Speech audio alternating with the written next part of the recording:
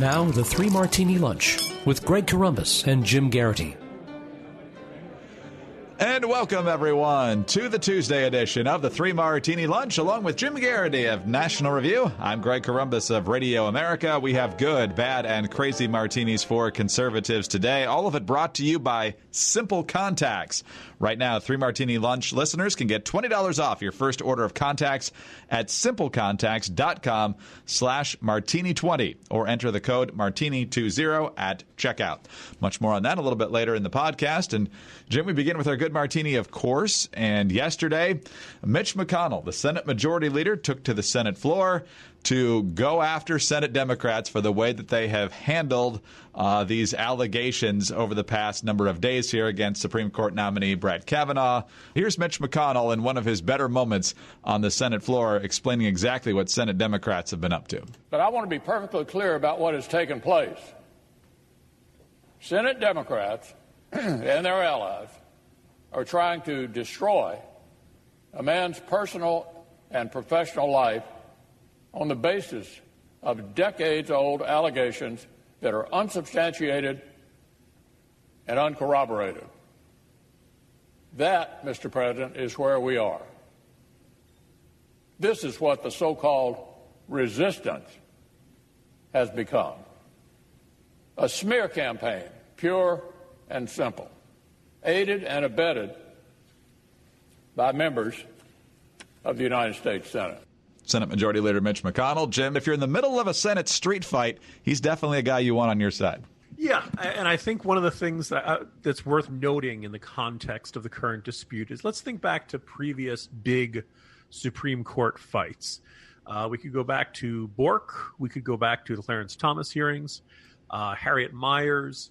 There have been times where the political pressure gets bad enough that either the nominee chooses to withdraw or the president's party begins to lose faith, begins to have second thoughts or doubts, communicates those concerns, and the White House ends up withdrawing the nomination.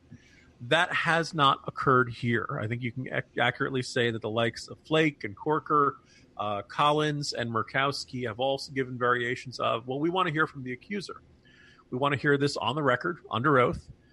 We want to give it all due consideration. We want to assess her credibility. We want to hear from Kavanaugh again in his denial about this. After that, they're comfortable making their decision. I do think it's rather interesting that we have not seen any Republican senator say so far that they cannot and will not support Kavanaugh. The closest we've heard is Murkowski saying something along the lines of, I don't think I can vote for him until I hear from the accuser. Now, as of this conversation, just before noon on Tuesday, September 25th, as of now, the game plan is that Ford will indeed testify on Thursday, but you really don't have to look too hard to find people who are very skeptical that it will come to this. The fact that there have been so many requests for delays, so many reasons why she can't testify. Allegedly, she doesn't like to fly. She's concerned about security, all the different requirements. Oh, you can only the senators can question me, not any committee counsel, all this kind of stuff. Many people suspect the entire point of the exercise is to delay and that she will not testify. It'll be interesting to see how senators react if she does not testify. Most people believe that if she does not testify, every Republican will feel comfortable voting in favor of Kavanaugh's confirmation. Also, an interesting bit of report today that the hearing is supposed to be Thursday. We'll see what happens there, but the vote, both for the committee and the full Senate, could occur as soon as Friday or Saturday. That was in one of the other morning newsletters today. I have not heard that directly from folks who I know on Capitol Hill, but worth putting that out there. I think it's safe to say that after Thursday, things could move very quickly, and that senators will be asked to make a decision about whether they believe these allegations are sufficient to keep Kavanaugh off the court. If that comes to pass, I kind of wonder, how Democrats will react, how Republicans will react. There have been a lot of Republicans who are really mad as hell about this. And it's been intriguing to see Republican senators, including the ones who are perceived as moderates or centrists or squishes, depending on your preferred vocabulary, they haven't folded yet, at least as of this recording, which I think is kind of an interesting signal. I think it does indicate that everybody on the right of center here recognizes that we're getting something akin to the Salem witch trials. We're getting something in which someone is guilty until proven innocent. And several Democratic senators have explicitly said it's up to Kavanaugh to prove his innocence, prove a negative, prove that he didn't do something, which is for obvious reasons, exceptionally difficult or impossible to do. So despite all the firestorm going on around, Greg, I think there really is an argument to be said that Kavanaugh's confirmation is still on track. It's delayed, but it is still likely to end in the exact same place it has always appeared to be heading towards. Certainly seems to be. Fox said there are 8 Republicans who are not guaranteed yes votes yet, but ultimately all of the eyes are on the 4 that we've generally suspected are still on the fence here, mainly Collins, Murkowski, Corker, and Flake. We will see. At this point, it's perfectly fine to say, at this point, I'm not a guaranteed yes, because you want to hear from the accuser. Maybe she comes forward and she offers an unbelievably compelling account that is full of detail that everyone finds extremely believable, and that she was able to generate some sort of other evidence that explains why the other witnesses say they don't remember it, and everything else. And maybe Kavanaugh comes across as shifty and unconvincing and unbelievable and all that stuff. That could happen. I don't think it's going to happen, but that's within the realm of possibility. I'm not going to give any senator grief for reserving judgment until they hear from it. If she doesn't testify, it's entirely possible that he won't testify, and that all we know is the information before us. So, we'll see how things shake out. But my suspicion is that all Republicans will eventually end up in the yes camp. Did you say we'll see how things shake out? Yes, we will. But the question is, how well do you see in general? And are you running out of contacts? Because if you have not so good answers to those questions, we can help you. Simple Contacts is the most convenient way to renew your contact lens prescription and reorder your brand of contacts from anywhere in minutes. It really is vision care for the 21st century. The Simple Contacts vision test is self-guided and takes less than 5 minutes. Think of how much time you save doing that compared to making an appointment, getting to the eye doctor, taking time off, making arrangements to take care of the kids, and so forth. It's designed by doctors, and licensed ophthalmologists review every single test carefully to make sure your eyes look healthy and that your vision has not changed. This is very important, this is not a replacement for your periodic full eye health exam, but it is a great option for those times in between regular eye doctor visits. Simple Contacts has all the brands and types of lenses that you're familiar with, so you never have to shop around to find your lenses at the best price. Simple Contacts has been rated 5 stars more than 4,500 times on the App Store. You can text with the support team, and you can always get to speak with a person. There are no automated robot systems there. The vision test is only $20. Now compare that with an appointment, which without insurance could cost you up to $200. The contact lens prices are unbeatable, standard shipping is free, and best of all, we're offering a promotion to our listeners. That's right. Right now, 3 Martini Lunch listeners can get $20 off that first order of contacts at simplecontacts.com/martini20 or enter the code martini20 at checkout. That's simplecontacts.com/martini20 or enter the promo code martini20 at checkout to get $20 off your first order of contacts. All right, Jim, let's move to our bad martini now. And Senator Ted Cruz, running for re-election, of course, hoping to get a second term in the U.S. Senate from Texas. Just had a big debate with Beto O'Rourke down there on Friday night. By most accounts, I think Cruz did pretty well, but it's still going to be a very tight race. Decided on Monday night he would have the temerity to take his wife out to dinner. Can you believe such a thing? He took her to a place called Fiola, an upscale restaurant on Pennsylvania Avenue, but he never actually got to eat dinner with his wife because this happened thanks to, essentially, Antifa. We believe survivors! We believe survivors! We believe survivors! We believe survivors! Beto is way hotter than you do! We believe survivors! We believe survivors! God bless you. We believe survivors! God bless you! Excuse me, let my wife through. So they were blocking Heidi Cruz from getting out. Yes, that was a dude who told Ted Cruz that Beto was way hotter than him. So whatever. Smash Racism DC has a Twitter feed. They admit that they're Antifa. They want to abolish ICE and so forth. So pretty far left. And they had a little Twitter rant on this. No, you can't eat in peace. Your politics are an attack on all of us. Your votes are a death wish. Your votes are a hate crime. Tonight, Senator Ted Cruz arrived at Fiola, an upscale restaurant mere steps from the White House, to enjoy a hearty Italian dinner. He could have dined on a lavish 4-course meal for only $145, while millions of Americans struggle to buy groceries. He might have sampled from the top-shelf wine list as migrant children languish in cages He'd have laughed with his wife while women and members of the LGBTQ community collectively gasp in horror as Senator Cruz pushes forward on Brett Kavanaugh's Supreme Court nomination. At least he could have had activists not interrupting his evening just as he was being seated. Instead, activists from Smash Racism DC, Resist This, DCIWW, whatever that is, members of DC Democratic Socialists of America, anarchists, women, sexual assault survivors, and members of the LGBTQ community interrupted Ted Cruz's peaceful meal. While our interruption does not compare in scale to the interruptions his actions as a senator have had on millions of American lives, we hope that it reminds Cruz and others like him that they are not safe from the people they have hurt. This is a message to Ted Cruz, Brett Kavanaugh, Donald Trump, and the rest of the racist, sexist, transphobic, and homophobic right-wing scum. You are not safe. We will find you. We will expose you. We will take from you the peace you have taken from so many others. Now, to his credit, Beto O'Rourke has condemned this. Others who are clearly on the left on Twitter have done so as well, saying this does not help our cause. But, Jim, this only seems to happen to people from one political perspective when they try to eat out. So what do you make of this latest disgusting episode? The comment about, dining on a $145 four-course meal. Greg, it's a good thing Democratic senators never eat in luxury restaurants, right? Because, only Republicans eat there. You never had that. Actually, I guess first things first. One, your votes are a death wish. You are not safe. We will find you. Greg, I'm trying to come up with a more explicit threat for the U.S. Capitol Police to investigate than this.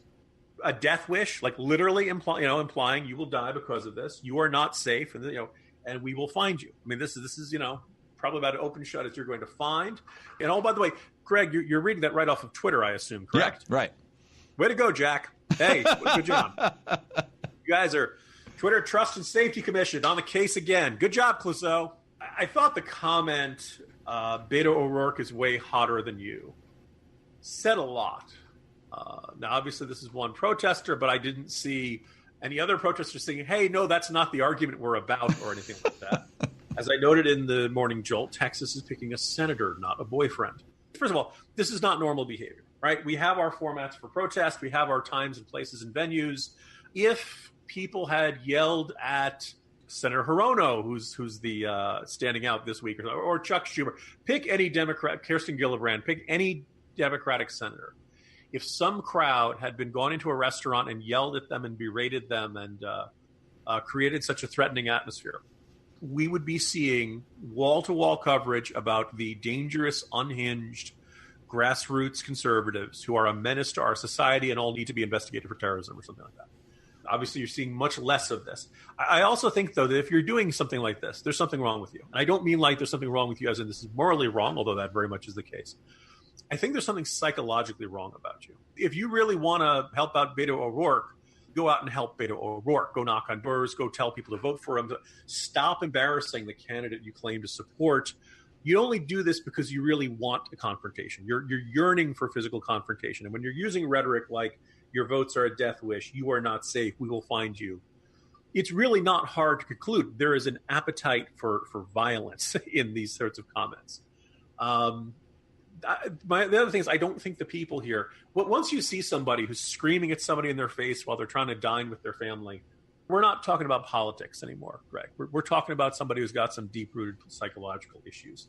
And I don't know whether it's about, anger at authority figures. I don't know whether it's just free-floating rage. My life is disappointing and I want to lash out at somebody over it. We're not talking about tax rates anymore. We're not talking about what kind of policies we should enact.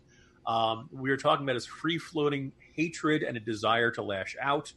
And I'm glad to see Beto O'Rourke said, no, this is not right. Thanks for going out on that limb there, Congressman. My suspicion is there will not be that many. Like, ideally, you would see all 49 Democratic senators say this has no place in our politics. Ideally, you would see broad bipartisan condemnation of this. And we're seeing bits here and there, but this is definitely not.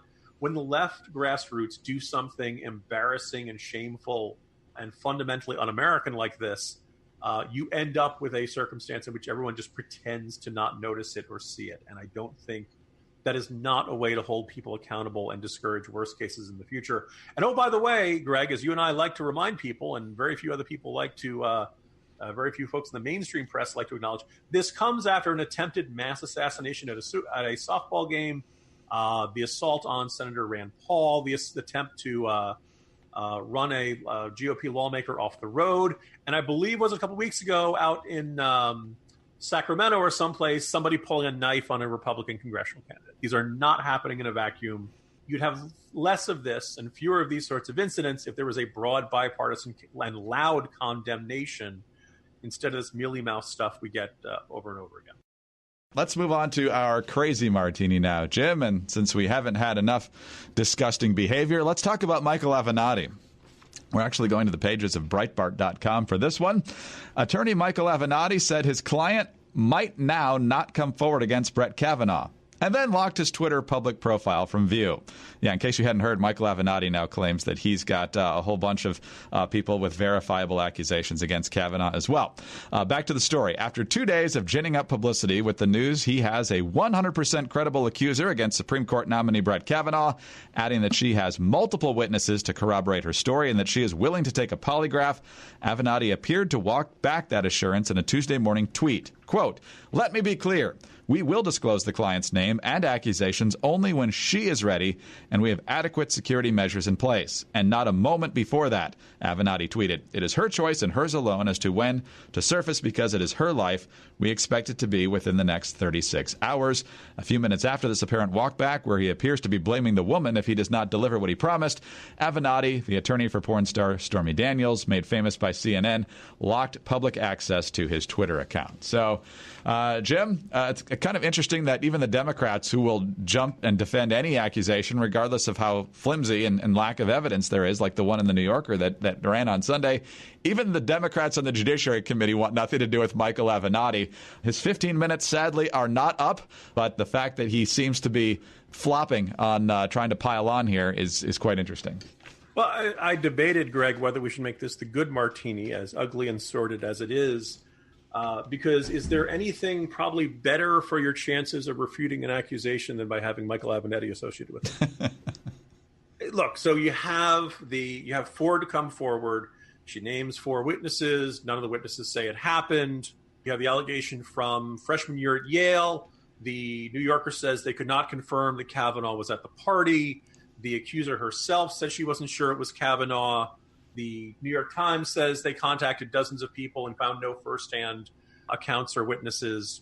Then Avenatti jumps in. And Avenatti, of course, is this, loudmouth, gadfly, attention-grabbing.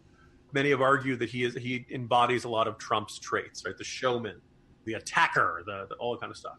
Now, anytime somebody says, "I've got a bombshell and it's going to drop in a couple of days," I get kind of wary. I mean, this is classic, trying to get everybody to lean forward in their chairs and say, "Oh my goodness, what's he going to say?" Keep saying 100% credible. This is definitely multiple witnesses. The allegation that he had in one of his tweets characterized it as trigger warning for folks who don't like strong language, that it was a gang rape operation going on in Georgetown, the Georgetown community in D.C. Now, for those who don't know D.C., Georgetown is kind of the upper crust, old money, one of the finest neighborhoods down. And apparently, Avenatti makes it sound like Kavanaugh is some sort of maniac akin to the villain in The Silence of the Lambs or something like that. If you want to dispel allegations, somebody coming out and making a ludicrous-sounding accusation might actually be to your benefit. Then watching Avenatti suddenly, after all this, lock his account and then say the accuser may not come forward. All of a sudden, this is Geraldo Rivera in the vault. This is the enormous amount of hype with, as of this moment, as of the conversation, nothing to show for it. And I think if you want to make Ford and Ms. Ramirez, the woman from Yale, sound credible, sound serious, sound like they're not coming with a partisan axe to grind, Avenatti is doing the exact opposite of everything you'd want to have happen. So the other thing somebody pointed out is, like, if he does not come forward with this, it was Ben Dominic who raised the point, should he be invited on cable TV anymore? Like, if you make an insane accusation like this and you do not pan out and you make a false accusation, besides all the arguments about libel and slander and all that stuff, why would CNN or MSNBC or any other program give him the spotlight, give him the floor to make more accusations if he cannot generate the evidence to support those accusations? So some serious questions to be asked of the media after this. We'll see what happens with Avenatti. But, as of this moment, he was touting something that was going to be a huge deal. And now all of a sudden it's radio silence and kind of suspicious. We need to return to our guardrails of our public discourse. We kind of need our rules of the road. We kind of need, I had mentioned earlier in the week. God, wait, Greg, it's Friday, right? Not even close. I mean, as somebody said, man, today's been a long week. 24 hours ago, going through the New Yorker article and pointing out that if you can't get any witnesses to support the central point of your article, that Kavanaugh was at this party, then you don't have a story. One source says X, all other sources contacted said X did not happen. You don't have a story. That's putting everything on the credibility of the one source. So, journalism has just abandoned all this. And, we're reaching a point where if there are too many incentives for making a false accusation and too few disincentives for making a false accusation, guess what? You're going to get a lot more false accusations. And, the media's got to ask itself whether it wants to keep rewarding Michael Avenatti with even more appearances, despite all the problems in his credibility. Wait till Thursday. Remember we were talking yesterday about Rod Rosenstein maybe resigning or not and getting fired or not? Well, apparently that conversation with Trump now is on Thursday, the same day that we're supposed to have this hearing, if in fact it happens with the Senate Judiciary Committee. So, Jim, no chaos on Thursday at all. I'm sure it'll all go very swimmingly and everyone will behave themselves. Could it be calmer than today? Anyway, on that happy note, see you tomorrow, Greg. Very good. Jim Garrity of National Review. I'm Greg Corombos of Radio America. Thanks for being with us today. And be sure to visit our friends over at Simple Contacts to get $20 off your first order of contacts. SimpleContacts.com/martini20 or enter the code martini20 at checkout. And tune in again Wednesday for the next 3 Martini Lunch.